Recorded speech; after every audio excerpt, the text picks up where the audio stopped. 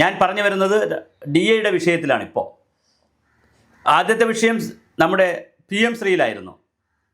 2 ക്യാബിനറ്റിൽ PM ശ്രീയുടെ ചർച്ച വരുന്നു, മന്ത്രിമാർ സംശയം ഉന്നയിക്കുന്നു, അടുത്ത ക്യാബിനറ്റിലേക്ക് മാറ്റിവെക്കാമെന്ന് പറയുന്നു, അല്ലെങ്കിൽ പിന്നെ ചർച്ച ചെയ്യാമെന്ന് പറയുന്നു.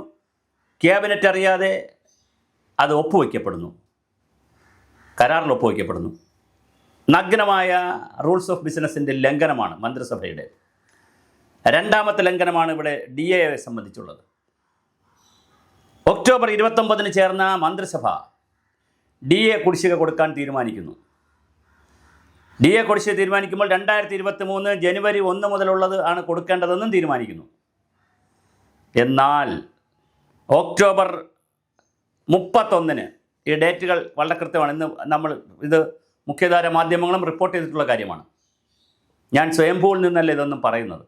നമ്മളുടെ വിവരശേഖരണമുണ്ട്, നമുക്ക് വിവരങ്ങൾ തരുന്ന ആളുകളുണ്ട്, പിന്നെ പബ്ലിക് പ്ലാറ്റ്ഫോമിൽ നിന്നും നമ്മൾ വിവരങ്ങൾ എടുക്കാറുണ്ട്. അപ്പോൾ ഒക്ടോബർ 29